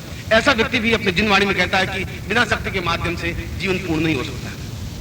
दूरदर्शिता आनी चाहिए, क्षमता आनी चाहिए, आंख में चिंगारी आनी चाहिए। ऐसा आना चाहिए कि आप बोले और सामने वाला शांत हो जाए। नहीं बोल सके, चुनौती नहीं दे सके आपको। जिस फील्ड में भी आप जाएं, ऊंचाई पे पहुंच जाएं, इतनी ऊंचाई पर कि आदमी ऊंचा सिर उठा के आपको देख सके। वह साधना के माध्यम से ही प्राप्त हो सकती है, भक्ति के माध्यम से संभव शायद नहीं है। इतना लंबा रास्ता हमारे पास नहीं है, बहुत छोटा रास्ता है। और उस शक्ति के माध्यम से हम अपने जीवन को जीवन कह सकते हैं। एक पैर आगे बढ़ाए, एक पैर नहीं 100 कदम आगे बढ़ाए, 1000 कदम आगे बढ़ाए, उस जगह बढ़ाए जहां इतिहास में नाम अंकित हो सके, कुछ कह सकेंगे हम हैं, अपने माँ बाप को, नाम को रोशन कर सकें, बता सकें हम उनकी संतान हैं, वे गर्व से स्वर्ग में बैठे हुए एहसास कर सके मेरा पुत्र है जिसने कुछ किया। हम किस तरीके से उनको गर्वोन्नत कर सकते हैं? हम कैसे कर सकते हैं कि हमारे नमनियों में उन ऋषियों का खून है, जिसको विश्वामित्र कहते हैं, जिसको वशिष्ठ कहते हैं, जिसको दुर्वासा कहते हैं, कहाँ है खून हमारे शरीर में? इतना कायर खून कैसे हो गया? इसलिए हुआ कि इन पिछले 5000 वर्षों में कोई गुरु बना ही नहीं। किसी में ताकत नहीं कि शिष्यों को चैलेंज दे सके, बता सके, समझा सके, ऐसा नहीं बने। केवल दम्मम पदम शरणामि, बुद्धम शरणम गच्छामि, दमम शरणम गच्छामि, बस ऐसा बताते रहे। एक गाल तुम्हारे सामने कह दो, एक थप्पड़ खाने के बाद दूसरा गाल भी सामने कर दो, नम्रता बने रखो। ये हमारे 5000 साल का इतिहास ये बन गया। इतिहास ये बन गया और इतिहास अपने आप में अंग्रेजों ने हमारे ऊपर आधिपत्य कर लिया, गुलाम बन गए। गुलाम इतनी छा गई कि हमें शर्म आती है साधना का नाम लेते हुए, मन जाप करते हुए शर्म आती है, ये सफेद धोती पहनते हुए शर्म आती है। इतने कायर, डरपोक, बुज़दिल बन गए। हमारे मन में भावना बढ़ दी, हम कुछ नहीं कर सकते, हम कायर हैं, हम गुलाम। ऐसा कोई व्यक्ति, ऐसा कोई गुरु उस जीवन में आ नहीं सका शंकराचार्य के बाद में। आए तो केवल भजन करने वाले, आए तो केवल मैं तुम्हारी शरण हूं, तुम बेड़ा पार कर दो, तुम चाहो तो बेड़ा पार करो, तो मत करो, मैं तो तुम्हारे शरण में पड़ा हूं, रो रहा हूं, रिया रहा हूं, तुम्हारी जैसी इच्छा हो वैसा करो। कोई जरूरी आपको बेड़ा पार? तुम्हारा बेड़ा तुम्हारे हाथ, नाम तुम्हारे हाथ में है, चंपू तुम्हारे हाथ में दिए हुए, तुम खुद अपने आप को या तो बेड़ा पार कर दो या डूब जाओ, फिर बाकी जिंदा रहने से फायदा भी क्या है? जब 10 साल बाद मरना है तभी मर जाए आप। ऐसी कायरतापूर्ण जीवन कोई अपने आप में जीवन नहीं है। ठोकर खाने का जीवन है, एहसास करने का जीवन है, सोचने का जीवन है, आगे बढ़ने का जीवन है। और ये जीवन उस महाशक्ति की साधना से, शक्तियां तो और भी कई बहुत है, हनुमान जी भी हैं, शक्ति पुत्री कहलाते हैं, और भी ऐसी सैकड़ों आस्थावान व्यक्तित्व हुए हैं, मगर मैं तो आपको उस जगह पहुंचा रहा हूं जहां उन ऋषियों ने भी, मुनियों ने भी, योगियों ने भी, अवतारों ने भी उस शक्ति की आराधना की। इसलिए कल जो मेरा प्रवचन था मूल रूप से ये बताने का था कि और उन देवियों से सैकड़ों देवियां प्रकट हुई, और मूल तो देवी वही थी जो त्रिगुणात्मक शक्ति जिसको कहा गया है महाकाली, महालक्ष्मी, महासरस्वती। और तीनों की जीवन में जरूरत है, पर जरूरत है आपके पास लक्ष्मी तब आ सकेगी जब आपके पास पौरुष होगा, ताकत होगी। कायरों के पास वह नहीं रह पाता। मेरे पास अगर 5,000 के नोट हैं और अगर शक्ति नहीं है तो कोई मेरा गला भेज करके 5,000 नोट जेब से निकाल कर ले जा सकता है, मैं वापिस लक्ष्मीहीन हो जाऊंगा। पर ताकत है, उसकी क्षमता नहीं होगी मेरे सामने आके खड़े होने की। फिर मुझे चाकू से घबराहट नहीं है, उस पिस्तौल से घबराहट नहीं है। लक्ष्मी को भी मैं तब सिद्ध कर सकूंगा जब मेरे पास शक्ति होगी, सरस्वती को मैं तब सिद्ध कर सकूंगा जब मेरे पास शक्ति होगी। मैं बोलूं उनको सुने ही नहीं, समझे ही नहीं, मैं बोलूं उसका प्रभाव पड़े ही नहीं, मैं कहूं और कन्विंस नहीं हो सके आदमी, फिर सरस्वती हुई कहां? फिर कंठ में सरस्वती कहां बैठे? फिर वाग्देवी कैसे बन गई? बोले और सामने वाले एकदम से नतप्रत हो जाए, ऐसा है ही नहीं। तो बोलना ही क्या? गिड़गिड़ाना अपने आप में बोलना नहीं होता, हाथ जोड़ना अपने आप में बोलना नहीं होता, चरणों में झुकना अपने आप में बोलना नहीं होता। ये शंकराचार्य ने कहा कि मैं केवल 2 जगह सिर झुकाता हूं, ईश्वर के सामने, रामकृष्ण नहीं बोले, ईश्वर बोले, ब्रह्म बोले, ब्रह्म के सामने या अपने गुरु के सामने। तीसरी जगह मेरे सिर झुकेगा ही नहीं, झुक नहीं सकता, संभव नहीं है, क्योंकि मैं शक्ति पुत्र हूं।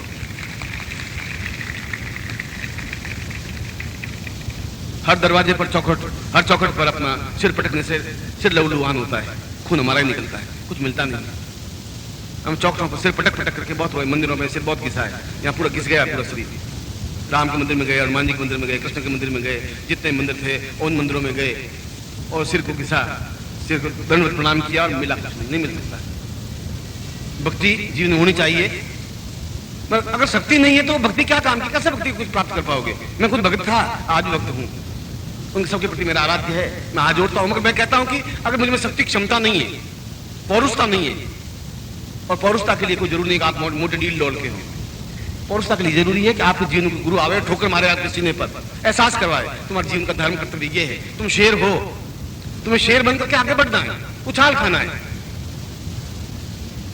उस उछाल खाने के लिए उस काली की साधना, महाकाली की साधना आपस में जरूरी है। अगर वह नहीं है तो फिर तुम्हारे जीवन एक काय, डरपोक, भीरू, एक मनुष्य का जीवन बनकर रह जाएगा। महापुरुष का जीवन नहीं बन सकता, एक शिष्यत्व का जीवन नहीं बन सकता, एक गुरुत्व का जीवन नहीं बन सकता। जो डरपोक गुरु होगा वह कुछ कर नहीं सकता, और डरपोक होगा वह गुरु बन भी नहीं सकता, गुरु नहीं हो सकता। उसको और कुछ कह सकते हैं आप, पंडा कह सकते हैं, पुजारी कह सकते हैं, आप कुछ भी कह सकते हैं। गुरु शब्द अपने आप में छोटा नहीं है, उसके लिए उसके सीने में ताकत होनी चाहिए, क्षमता होनी चाहिए। और वह शिष्य वह होता है जो अपने आप में छलांग लगा दे, कहे छलांग लगाना, छलांग लगा दे, फिर सोचना क्या, फिर क्या उसमें गणित करनी है, क्या विचार करना है। 20 साल बाद मरे, आज मर जाएंगे। और महाकाली अपने आप में कोई भयानक ऐसी चीज नहीं है कि देखते ही हम डर जाएं। ये चित्र उन्होंने बनाया जिन्होंने महाकाली को देखा नहीं, उन्होंने जिंदगी महाकाल देखा नहीं, चित्र बना दिया, नरमुंडों की माला पहनी हुई, बहुत भयंकर आंख और काले केस निकले हुए, उन्होंने देखा महाकाली ऐसी है, देखा नहीं, चित्र कहां से बनाया?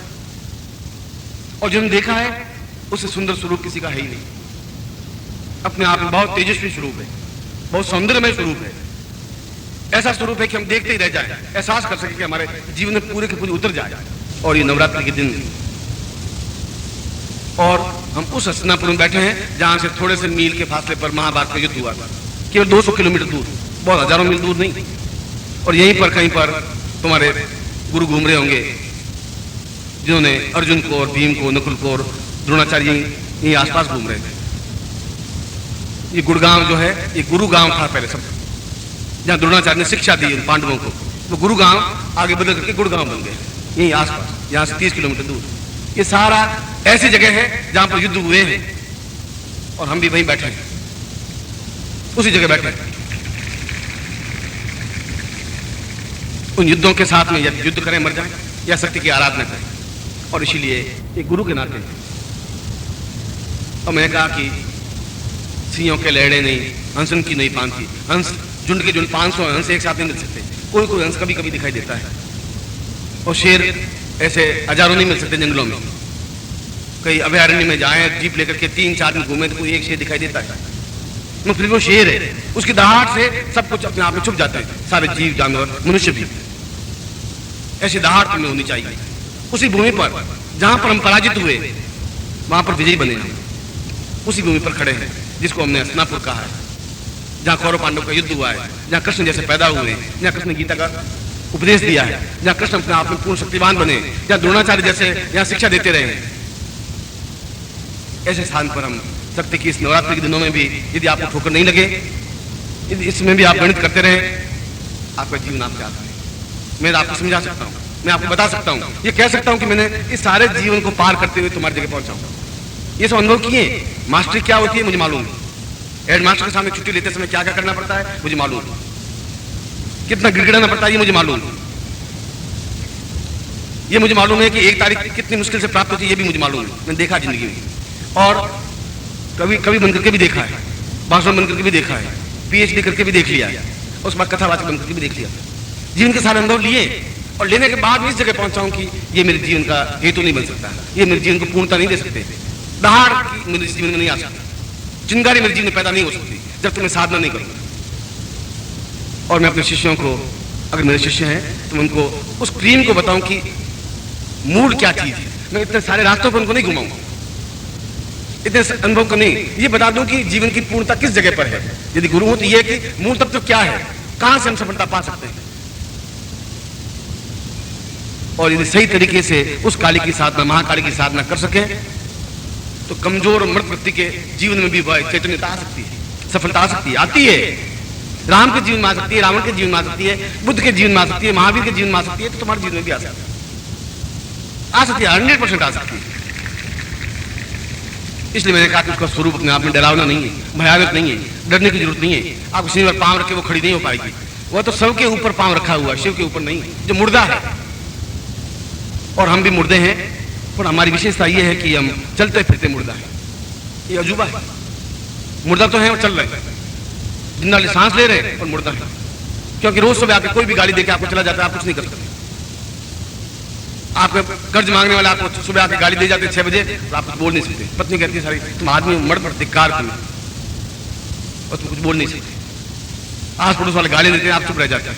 ये आपकी कायरता है, ये आपकी महानता नहीं है कि हम गालियां खा करके भी चुप रहे, क्योंकि हम भारतवर्ष के हैं। ऐसे कायर पीढ़ी और आपने अगर पैदा कर दी आगे भी जाकर के, तो देश अपने आप में देश नहीं कहलाएगा। शक्तिवान बने और शक्तिवान पुत्र पैदा करेगा, तेजस्वी पुत्र पैदा करेगा।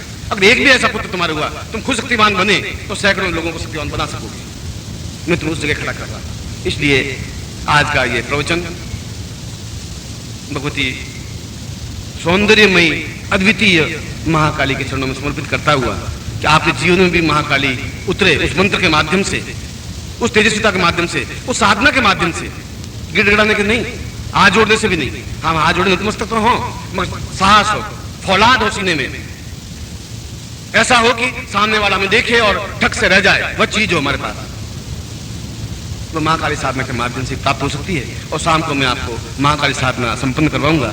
मैं आपको हृदय से आशीर्वाद देता हूं कि आपके जीवन में पूर्ण शक्ति बने और शक्तिवान बन सके, ऐसे आशीर्वाद दे रहा हूं कि जीवन में ऊंचा उठना मनुष्य का पहला और अंतिम कर्तव्य है, धर्म है, चिंतन है, विचार है। हर व्यक्ति की इच्छा आकांक्षा यही है, मेरी, आपकी और जितने भी व्यक्ति हुए हैं। और इसके लिए एक एक सीढ़ी ऊपर चढ़ना श्रेयस्कर है। छलांग लगा के छत पे नहीं पहुंच सकते, एक एक सीढ़ी चढ़ सकते हैं, एक सीढ़ी, दूसरी सीढ़ी, तीसरी सीढ़ी। और एक दिन ऐसा आता है कि आदमी छत पे चढ़ जाता है, या जहां भी वो चाहता है वहां पहुंच जाता है। और इसके लिए और कोई सहारा नहीं होता, केवल एक सहारा होता है कि वह अपने मूल उत्स को पहचाने। मूल उत्स शब्द यह है कि प्रभु ने सबको जन्म दिया है तो कोई विशेष कारण से दिया है, कोई विशेष हेतु है। व्यर्थ में तो उन्होंने एक वनस्पति भी नहीं पैदा की। उन्होंने जितनी भी वनस्पति, पेड़ पौधे, पशु पक्षी, कीट पतंग, मनुष्य, सबको विशेष काम के लिए भेजा है। मगर उस आदमी को यह ज्ञान नहीं होता कि मुझे प्रभु ने जन्म क्यों दिया है, क्या काम है। यदि मैं नामदास सीमाली को अगर मेरे पिताजी कपड़े की दुकान पर बिठा देते तो मैं आज तक कपड़ा बेचता, क्यों कपड़े की दुकान होती, और मुझे उस बाजार में भी ज्यादा से ज्यादा 15, 20, 25 लोग पहचानते। 50 लोग पहचानते और कपड़ा विक्रेता बन जाता है। मगर मेरा जन्म इसलिए हुआ नहीं था। मेरा जन्म इसलिए प्रभु ने दिया होगा कि मैं ज्ञान की चेतना को फैलाऊं, प्रहार सहूं और प्रहार करूं। वास्तविक जीवन के शास्त्र क्या हैं, वेद क्या हैं, पुराण क्या हैं, उपनिषद क्या हैं, जो लुप्त हो गए हैं, जिनका आता पता ही नहीं है, उनको वापस उजागर करूं। और मैं उस रास्ते पर चला तो मुझे सफलता मिली। कपड़े की दुकान करता तो सफलता नहीं मिलती। आप भी कोई नौकरी कर रहे हैं, कोई व्यापार कर रहे हैं, पर आपके जीवन का लक्ष्य, आपके जीवन का उद्देश्य ज्ञात नहीं है आपको। चल रहे हैं, पिताजी किराने की दुकान थी, आप किराने की दुकान पर बैठ गए। पिताजी वकील थे, आपको वकालत सिखा दिया, वकील बन गए। मैं कई बार वकालत करते हुए या किराना की दुकान पर बैठते हुए आपको मन को संतोष नहीं प्राप्त होता है। ऐसा लगता है कुछ छटपटाहट है, कुछ बेचैनी है, कुछ ऐसा है जो मिल नहीं पा रहा है, मगर उसको कहां मालूम करें। कोई पुस्तक ऐसी नहीं है जिसमें ज्ञात हो सके कि मेरा जन्म क्यों हुआ है, मुझे क्या करना है। कोई किताब नहीं है, कोई स्कूल नहीं है, कोई विद्यालय नहीं है,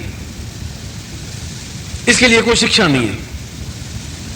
और जब तक व्यक्ति को सही मार्ग नहीं मिल जाता तब तक जीवन तो पूरा कर लेता है, पर जीवन की ऊंचाई पर नहीं पहुंच पाता। सुबह भी मैंने अपने प्रवचन में यह बताया था कि जीवन का केवल एक ही लक्ष्य, एक ही हेतु है कि हम जीवन की उस ऊंचाई पर पहुंचे जहां लोग एहसास कर सकें कि हम हैं, हमारा कुछ योगदान है इस देश को, इस संसार को, विश्व को, ब्रह्मांड को। हमने कुछ किया, व्यर्थ में जीवन खोया नहीं। इस मूल उत्स को, इस मूल लक्ष्य को पहचानने के लिए जो सिद्धांत है उसको दीक्षा कहते हैं। दीक्षा का मतलब है आप एक गुरु से जुड़े। एक छोटा कुंड था जिसमें पानी भरा हुआ था, वो बड़े कुंड से जुड़ गया। जब बड़े कुंड से जुड़ गया तो वह भी अपने आप में बड़ा हो गया। एक छोटा सा नाला जिसकी अपने आप में कोई विषाद नहीं थी, वो गंगा में आके मिल गया तो वो नाला भी गंगा कहलाने लग गया। आवश्यकता है वो आगे बढ़ करके मिल जाए गंगा में, फिर वो नाला नहीं कहलाता, फिर उसको गंगा मैया कहते हैं, उसमें स्नान करते हैं। हालांकि उससे आधा किलोमीटर पहले वो नाला ही था, गंदा सा था और गंगा में मिला, मगर मिला, वो रुका नहीं, मिला और गंगा कहलाया। और उसके जीवन का लक्ष्य यही था कि मैं पवित्र बन सकूं, इसलिए बह रहा था। आपको जीवन का भी लक्ष्य प्राप्त करने के लिए यह पहली धारणा है कि आपके जीवन में गुरु हो, मेरे जीवन में भी एक गुरु हो, राम के जीवन में भी एक गुरु हो, कृष्ण के जीवन में भी गुरु हो, और गुरु बने। मगर गुरु का निर्माण नहीं होता, कोई कारखाना नहीं है वहां ठोक पीट करके गुरु बना दे। इस ढंग से कोई शिक्षा भी नहीं है। मास्टर तो बनाया जा सकता है, इसलिए विदेशों में टीचर कहते हैं गुरु को, मास्टर कहते हैं।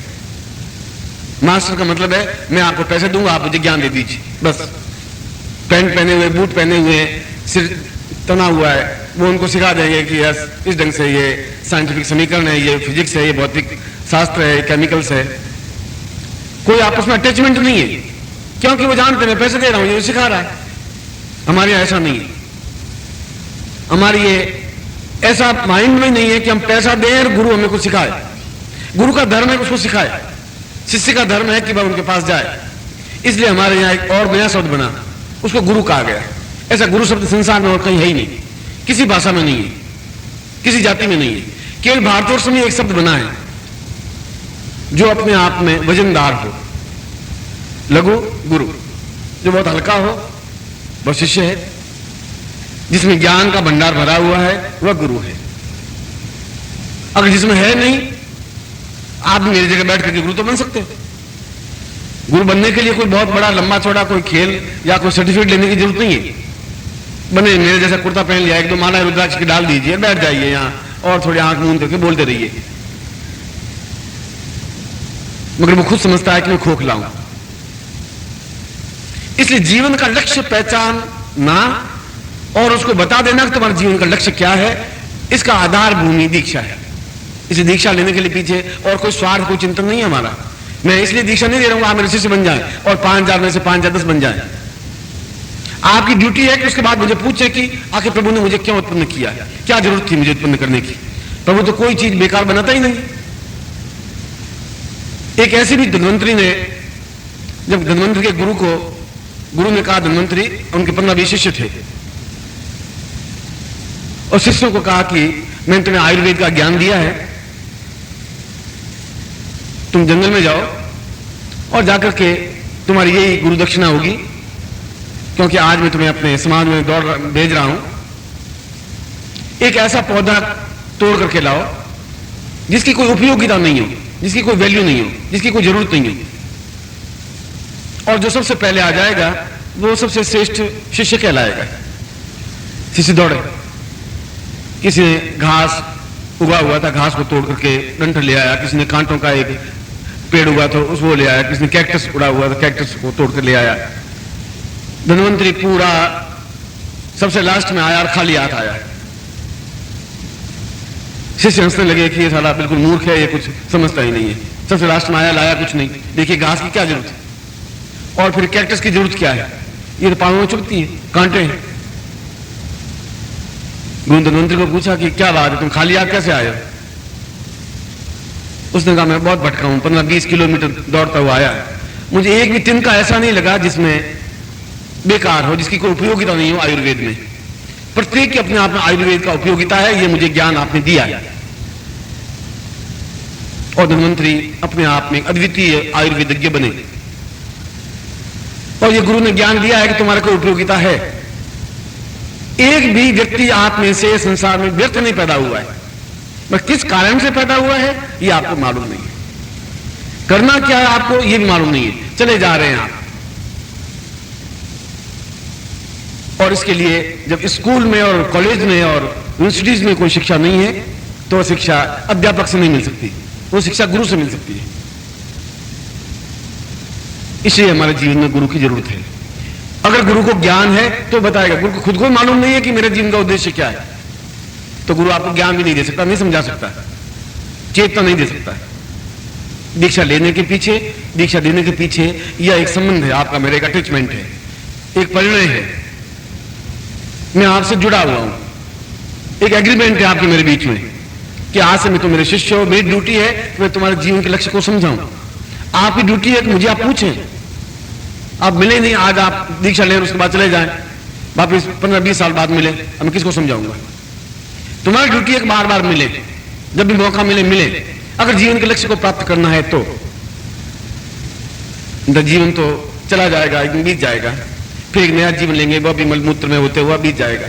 जीवन का लक्ष्य प्राप्त नहीं होगा तब तक मुक्ति नहीं प्राप्त होगी, मोक्ष प्राप्त नहीं होगी। और हमारे शास्त्रों का है धर्म, अर्थ, काम और मोक्ष, पुरुषार्थ चतुष्टयम्। 4 पुरुषार्थ है, धर्म, अर्थ, काम और मोक्ष। और मोक्ष प्राप्त नहीं हो सकता जब तक आपको लक्ष्य मालूम नहीं है, ज्ञान नहीं है, चेतना नहीं है। उस ज्ञान और चेतना को प्रदान करने की विधि को दीक्षा कहा जाता है। और हर बार उस दीक्षा को प्राप्त करके उस कार्य को हम करें जो हमारे जीवन का उद्देश्य है। जीविकोपार्जन अलग चीज है।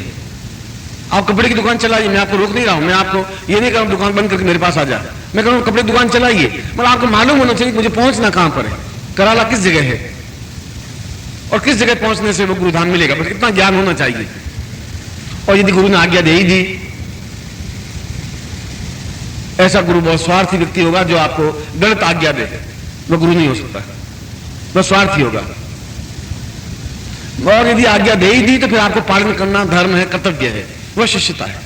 हो सकता है कि गुरु की बुद्धि कभी भ्रष्ट हो जाए तो गुरु नहीं कहला सकता, पर फिर भी आज्ञा पालन तुम्हारा कर्तव्य है, आज्ञा देना गुरु का धर्म है। मैं भी तुम्हारी जगह बैठा हुआ था, मैं यहां नहीं बैठा हुआ था जदू से, मैं भी उस जमीन में उस पृथ्वी पर बैठा हुआ था, गुरु बैठे हुए थे, मैंने भी उनसे ज्ञान प्राप्त किया, चेतना प्राप्त की है।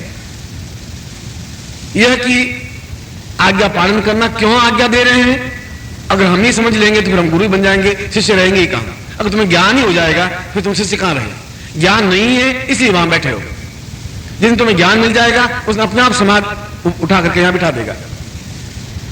यहां से यहां तक पहुंचने में 100 साल भी लग सकते हैं, 5000 साल भी लग सकते हैं, 2 महीने भी लग सकते हैं। इस दीक्षा अपने आप में कोई व्यर्थ नहीं होती, कोई भी कार्य अपने आप में व्यर्थ नहीं होता है। यदि वह सही तरीके से किया जाए, करवाया जाए।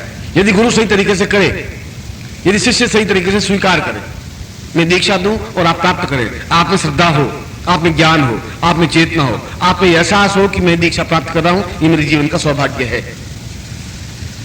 क्योंकि मैं अगर उस रास्ते पर आपको खड़ा करना चाहता हूं जो आपके जीवन का लक्ष्य है, तो आप इस सांसारिक समस्याओं को जल्दी से जल्दी पूरी कर लें। जो भी आपके बच्चों की शादियां करनी है, कि घर में पैसा इकट्ठा करके देना है, कि आपके जीवन में कोई समस्या नहीं रहे उसको, कि जो भी है उस कार्य को कंप्लीट करने के लिए भी यदि आपके पास कोई साधन नहीं है और गुरु समर्थवान है, तो उस दीक्षा के माध्यम से उस समस्या का समाधान कर ले। कि ये मंत्र है, ये ज्ञान है, मैं तुम्हें अपनी चेतना देता हूं, अपनी तपस्या देता हूं, इसके माध्यम से तुम्हें मैं 90% तो पार कर लेता हूं, 10% तुम्हें खुद को चलना पड़ेगा। मैं तुम्हें कंधे पर उठा करके कंधे पर शादी के लिए लड़की के पास ले जाके मंडप में खड़ा कर दूंगा। अब फेरे तो तुम्हें खाने पड़ेंगे। ऐसा नहीं गुरु जी आप ही फेरे खा लीजिए बस, आप इतना नहीं कर सकता। मगर आप फेरे खाई नहीं, ठूंठ की तरह खड़े रह जाए। अब उसका तो मेरा कोई दोस्त नहीं, मैं तो वहां तक लड़की को पटा दिया, लड़की को तय कर दिया, भाई ये लड़का ठीक है, तू समझ दे, इसके साथ सुखी होगी। लड़के को समझाया कि बिल्कुल ठीक ठाक है, तुम्हारा गृहस्थ जीवन चलेगा, लड़ाई झगड़ा करना मत। और ले जाकर के तुम्हें आप ठक ठक करते हुए, मोड़ बांधते हुए, फूलों कार पहनते हुए लाकर के खड़ा कर दिया। यहां तक तो मैं तुम्हें दीक्षा के माध्यम से खड़ा कर दूंगा। इसके आगे तो अब मैं क्या कर सकता हूं? 10% तो तुम्हें काम करना ही पड़ेगा। अगर आप काम कर लें 10%, जो मंत्र दूं उसमें श्रद्धा के साथ में कर ले, तो जरूर सफलता मिलती है। ऐसा हो नहीं सकता।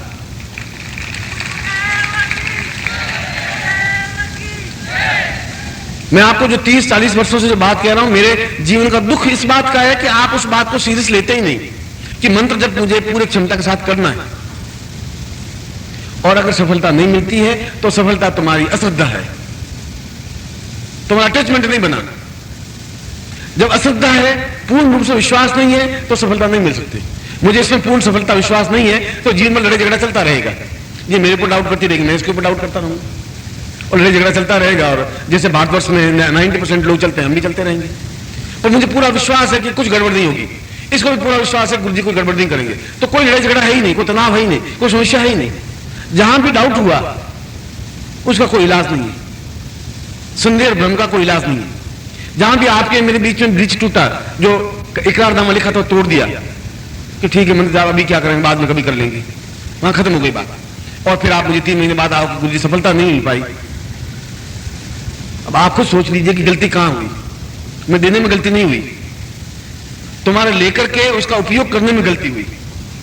इसलिए जब मैं दीक्षा दूं तो मैं पूरी क्षमता के साथ दीक्षा दे रहा हूं। यदि मैं विशेष दीक्षा दे रहा हूं तो अपनी पूरी क्षमता के साथ दे रहा हूं कि इन समस्या से तो मुक्ति पा सको। जो समस्याएं तुम्हारी जिंदगी में है, प्रत्येक ग्रस्त व्यक्ति की जिंदगी में समस्याएं तो होंगी, आज के युग में तो होंगी होंगी।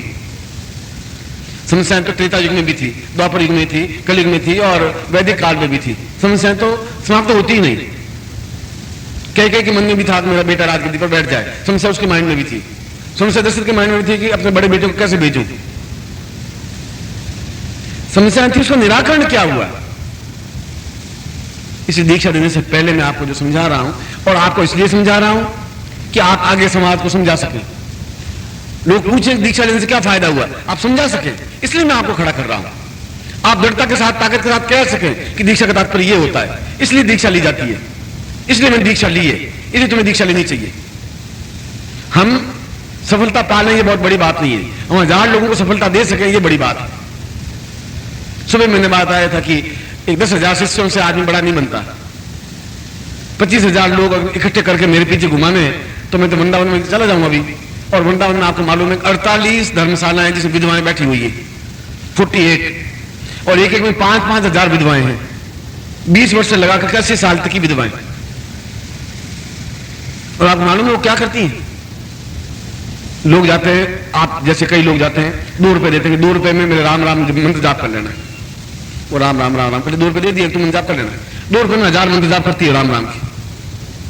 अब बताइए कि आप क्या, आपको फायदा कैसे होगा? क्योंकि आपने 2 रुपए दिए, मंत्र जाप करवा दिया। 5 रुपए दिए, 5000 मंत्र जाप कर लेना गायत्री मंत्र के, क्यों गुरु जी ने कहा था गायत्री मंत्र के 5000 मंत्र जाप करने, तू कर लेना, में टाइम मुझे है नहीं, 10 रुपए ले गायत्री मंत्र जाप कर ले। उनको 5 में मिल गई, रोटियां मिल गई और गायत्री मंत्र जाप कर लिया। तुम्हें कैसे उपलब्धि प्राप्त हुई? इसलिए अगर भीड़ को खड़ी करनी है तो प्रत्येक विधवा स्त्री 5 रुपए में यहां आती है, कहीं भी आप बुला लो, आपकी भीड़ में खड़ी हो जाएगी। कम से कम 10,000 औरतें खड़ी है, मैं प्रवचन कर रहा हूं, लोगों ने कहा कितने महान गुरुजी हैं, कितने लोग सुनने के लिए आए, क्या चीज है, कर सकता हूं। जब बाराती किराए पर दिल्ली में मिलते हैं तो श्रोता तो मिलते ही मिलते हैं, इसमें क्या लंबी चौड़ी बात है। जैसा बाराती चाहो, पैंट वाला बाराती 25 रुपए लेगा, पाजामा कुर्ता पहना हो 15 रुपए में आ जाएगा, ऐसा चलता हुआ 2 रुपए में आ जाएगा। आप जैसे बाराती चाहो, भीड़ चाहिए तो नाचने वाले, और वो मैं देखता हूं यहां पर जब बारात जाती है तो आगे वो डिस्को करते हैं। मैं उसको एक को बुला के पूछता हूं, मैं भाई तुम इसके को रिलेटिव हो? कि नहीं जी, 15 रुपए में हम बुलाए, हम डिस्को कर रहे हैं, और क्या है, अब उस घर तक जाना है, फिर हम अपने घर, ये अपने घर। अब बताओ, तो 500 ऐसे लोग मैं डिस्को करने वाले ला सकता हूं, जो है नाचते रहेंगे, झूमते रहेंगे एकदम से, और रात को दे देंगे किराया, उसको अपने घर चले जाएंगे। मैं ऐसा नहीं कर सकता, ऐसा करने से मैं गुरु नहीं बन सकता, मुझे ऐसी जरूरत भी नहीं। इसमें भी कहा कि 1000 शेर एक जगह मिलते ही नहीं, पूरे भारतवर्ष में इसमें 1800 शेर हैं सिर्फ, है ही नहीं, हजारों लाखों नहीं है, मगर वो शेर है, व्याघ्र है, ताकतवान है, क्षमतावान।